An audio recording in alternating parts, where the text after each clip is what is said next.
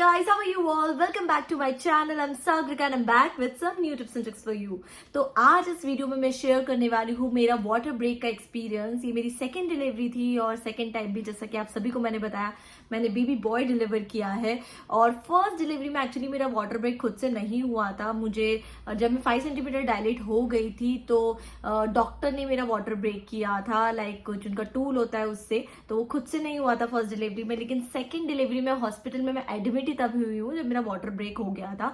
तो मैं पूरा एक्सपीरियंस आपके साथ शेयर करूंगी कि वाटर ब्रेक होने के बाद मेरी कितने टाइम में डिलीवरी हो गई थी और वाटर ब्रेक के बाद आपको कितना वेट करना चाहिए डिलीवरी के लिए। तो ये सारी बातों पर आज हम डिस्कस करने वाले हैं। तो आइए शुरू करते हैं वीडियो को। तो मैं आपको बताती हूँ मेरा एक्सपीरियंस। तो 26 जून को मॉर्निंग में 6:30 AM पे मैं उठी और मुझे एक वॉशरूम जैसा अर्ज फील हुआ। एंड जैसे ही मैं सडनली वॉशरूम गई, एक सडन गश ऑफ वाटर, बहुत सारा पानी एक्चुअली निकला and it was totally different from urine. तो मैं समझ गई कि वाटर ब्रेक ही हुआ है। मेरा पूरा वाटर एक साथ ब्रेक नहीं हुआ था, ये थोड़ा सा लिक्विड निकला था जो कि यूरिन से टोटली डिफरेंट था। और यूरिन और अमनियोटिक फ्लूइड काफी डिफरेंट लगता है। आप इजिली जो है वो डिफरेंस मेकआउट कर सकते हैं बिकॉज यूरिन स्मेली होती है, एमनियोटिक फ्लूइड में कोई भी स्मेल नहीं होती, बिल्कुल ट्रांसपेरेंट लिक्विड जैसा होता है वो। तो लाइक मुझे किसी किसी को वो थोड़ी सी मीठी मीठी जैसी स्मेल आती है उसमें एमनियोटिक फ्लूइड में, और किसी किसी का एकदम ही बिल्कुल कोई फ्रेग्रेंस नहीं होती, कुछ स्मेल नहीं होती उसमें। तो मुझे ऐसा ही कुछ लिक्विड निकला। तो 6:30 AM हो रही थी मॉर्निंग में, मैं जस्ट उठी ही थी। तो मैंने सडन, मतलब मुझे ऑब्वियसली एकदम से वाटर ब्रेक हो गया, बिल्कुल मेंटली प्रिपेयर नहीं थे। मुझे डेफिनेटली बहुत सारे सिम्टम्स पहले से आ रहे थे, लेकिन वाटर ब्रेक हुआ तब तो फिर कुछ ऑप्शन ही नहीं होता, आपको हॉस्पिटल में एडमिट ही होना पड़ता है। तो मैंने अपनी डॉक्टर को कॉल किया, मैम मेरा वाटर ब्रेक हो गया है। तो मैम ने भी यही कहा कि एज सून एज पॉसिबल तुम एडमिट हो जाओ, तुम्हारी डिलीवरी अब कभी भी हो सकती है। तो लाइक मैंने फटाफट, मैं रेडी हुई, मेरा हॉस्पिटल बैग ऑलरेडी रेडी था, तो मैं फटाफट हॉस्पिटल रश किया और 8:30 तक मैं हॉस्पिटल पहुंच गई थी। 6:30 के बाद भी कंटिन्यूअसली जो है मुझे वाटर थोड़ा लीक हुए जा रहा था। लाइक मुझे पूरे टाइम पैड लगा के रखना पड़ा। और मुझे कोई लेबर पेन के सिम्टम्स नहीं था, एक्चुअली मुझे कोई पेन नहीं था, हल्का सा लोअर बैक पेन था, जैसा कि हमें मेंस्ट्रुअल क्रैम्प होता है लोअर बैक में, वैसा कुछ मुझे लग रहा था। बट मुझे लेबर पेन नहीं स्टार्ट हुए थे, लेकिन मुझे कंटिन्यूअसली मेरा जो एमनियोटिक फ्लूइड है वो जाए जा रहा था। एंड सबसे इंपॉर्टेंट बात है कि ये चीज अच्छी नहीं होती है बिकॉज एमनियोटिक फ्लूइड में जब तक बच्चा रहता है वो सारे बैक्टीरिया से, सारे इन्फेक्शन से सेफ रहता है। और जैसे जैसे आप अपना एमनियोटिक फ्लूइड लूज कर देते हैं, आपका वाटर ब्रेक हो जाता है, तो बेबी के लिए थोड़ा सा रिस्क बढ़ जाता है फॉर इन्फेक्शन एंड बैक्टीरिया। तो तभी कहा जाता है कि जैसे ही आपका पानी छूट जाए या फिर वाटर ब्रेक हो जाए तो जल्दी से जल्दी आपकी डिलीवरी हो जानी चाहिए। वैसे गाइडलाइन के हिसाब से तो 24 आवर्स के अंदर आपकी डिलीवरी हो जानी चाहिए। बट सबका केस डिफरेंट होता है, 2-4 घंटे का मार्जिन जो है वो डॉक्टर ही अच्छे से समझ पाते हैं कि हमारे लिए क्या सही है।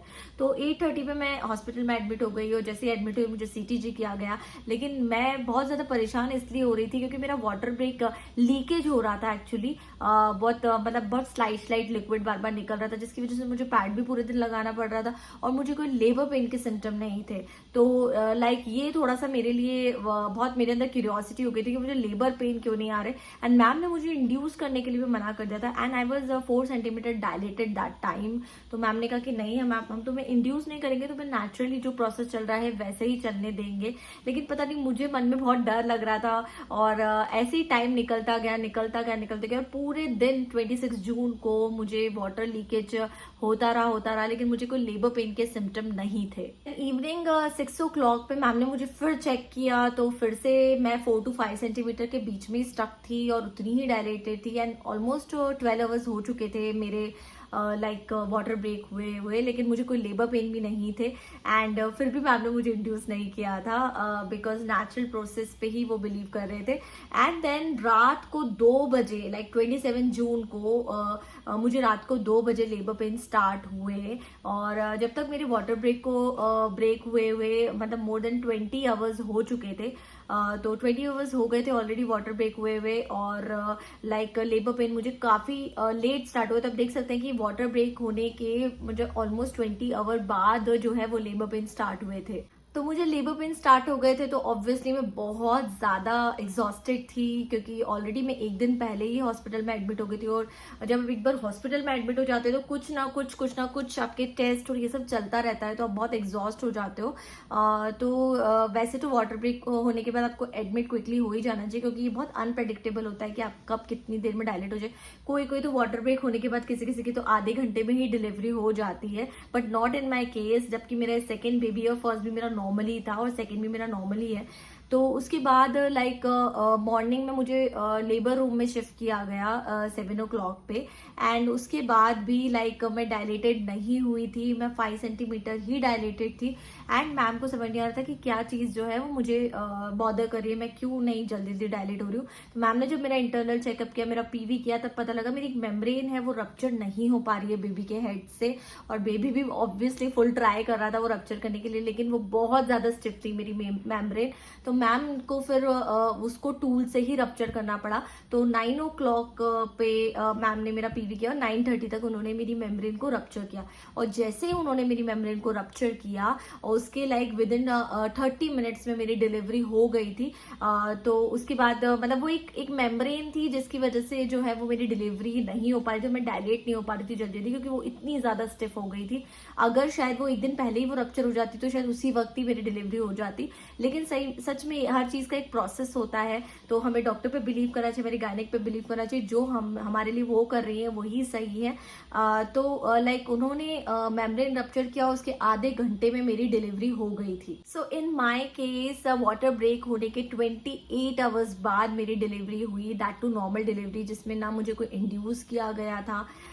बस हाँ, मेरी मेम्ब्रेन को ज़रूर रप्चर किया गया, क्योंकि उसके बिना वो शायद नहीं हो पा रहा था। बहुत मैम ने भी ट्राई किया कि खुद से शायद रप्चर हो जाए, लेकिन वो खुद से रप्चर नहीं हो रही थी बेबी के हेड से, तो उनको वो टूल से करनी पड़ी।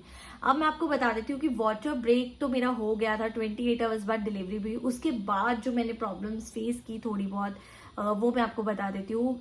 जैसे कि मैंने आपको कहा था कि वाटर ब्रेक हो जाता है तो बच्चों को इन्फेक्शन के चांसेस बहुत ज़्यादा बढ़ जाते हैं।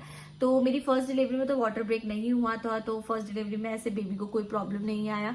लेकिन जब सेकेंड डिलीवरी में बेबी को जब चेक किया गया तो उसको इन्फेक्शन आया था, और बेबी का इन्फेक्शन थोड़ा बड़ा हुआ था, CRP उसका बड़ा हुआ था, बिकॉज वाटर ब्रेक हुए हुए काफ़ी टाइम हो गया था, तो उसका CRP लेवल्स बढ़ गए थे और इन्फेक्शन आ गया था। तो डॉक्टर ने कहा कि मुझे 2 दिन और एडमिट रहना पड़ेगा, बेबी को भी रखना पड़ेगा, क्योंकि उसे एंटीबायोटिक्स लगेंगी like 3 times in a day। तो वो मेरे लिए बहुत ही ज़्यादा ट्रॉमेटाइज करने वाली चीज़ थी, क्योंकि इतना सा न्यूबॉर्न बेबी और उसे एंटीबायोटिक दी जा रही थी, और उसके हाथों में सीरिंज लगाया गया था। एक्चुअली इतने नन्हे नन्हे, इतना सा तो उसका हाथ था, उस पर जब उन्होंने सीरिंज लगाया तो आई वॉज लाइक ब्रोकन। मुझे तो काफ़ी आंसू आ रहे थे, बिकॉज बहुत ही छोटा बेबी, उसको मतलब जैसे ही वो बाहर आया उसको इतनी सारी प्रॉब्लम्स फेस करना पड़ रही थी। तो उसको हाथों में सीरीज लगाया गया। देन उसके बाद उसको 5 days तक कंटिन्यूसली एंटीबायोटिक चले थे, और एक मशीन आती है छोटी सी, बच्चों को हम डायरेक्टली एंटीबायोटिक नहीं दे सकते, वो इतना सा भी एंटीबायोटिक होता है तो उसको देने में 20 मिनट्स लगते हैं, जो कि मशीन के थ्रू देना पड़ता है। तो लाइक एक मशीन आती है, उसको आई डोंट नो क्या बोलते हैं, तो उसके थ्रू बेबी को जो है वो दिया जाता है, एक एक बूंद करके एंटीबायोटिक। तो वो 3 times in a day दिया गया था। लेकिन 2 दिन बाद मुझे डिस्चार्ज कर दिया गया था, लेकिन फिर भी लाइक मुझे 3 दिन तक लगातार सुबह शाम हॉस्पिटल आना पड़ा। NICU में उसको एंटीबायोटिक दिया जाता था। तो ऑलरेडी मैं भी रिकवर्ड हो रही थी, बिकॉज मुझे भी स्टिचेस आए थे, नॉर्मल डिलीवरी में स्टिचेस आते ही हैं, तो मैं रिकवर हो रही थी। फिर भी मुझे सुबह शाम रेस्ट करने का टाइम नहीं मिल रहा था, क्योंकि बेबी को बार बार लेके जाना पड़ता था। तो ये एक थोड़ा सा प्रॉब्लम रहा था वाटर ब्रेक होने के बाद, बेबी को जब इन्फेक्शन हो गया था। तो एक यही थोड़ी सी रिस्क रहती है। तो मेरे एक्सपीरियंस के हिसाब से तो अगर आपका वाटर ब्रेक हो गया है तो इमीडिएटली आपको इंड्यूस कर देना चाहिए, because you know natural process natural होती है, बट अगर इंड्यूस हो जाता तो शायद उसको इन्फेक्शन नहीं आता इतना, क्योंकि बेबी थोड़ा सा रिस्क में हो जाता है जब एमनियोटिक फ्लूइड निकल जाता है, क्योंकि वही उनकी सेफ्टी होती है। तो एक ये वाला एक्सपीरियंस मेरा रहा। तो वाटर ब्रेक होने के जल्दी से जल्दी डिलीवरी हो जाए उस होने के बाद तो ही बेटर रहता है, बेबी भी उसमें सेफ रहता है और आपके लिए भी अच्छा रहता है, आपको भी ज़्यादा स्ट्रगल नहीं करना पड़ता है। तो बस यही था मेरा एक्सपीरियंस छोटा सा वाटर ब्रेक का। तो आई होप आपको पसंद आया होगा। इसके बाद मैं आपको बताने वाली हूँ एपिड्यूरल और विदाउट एपिड्यूरल का एक्सपीरियंस। मेरी फर्स्ट एपिड्यूरल डिलीवरी थी, यानी कि मैंने पेनलेस लेबर लिए थे, एंड सेकेंड में मैंने एपिड्यूरल नहीं लिया है। तो मैं दोनों में डिफरेंस भी आपको बताऊंगी। तो नेक्स्ट वीडियो मेरा वही होने वाला है। तो ये वीडियो आई होप आपको पसंद आया। अगर पसंद आया तो प्लीज लाइक करिए, शेयर कीजिए और मेरे चैनल को सब्सक्राइब कीजिए।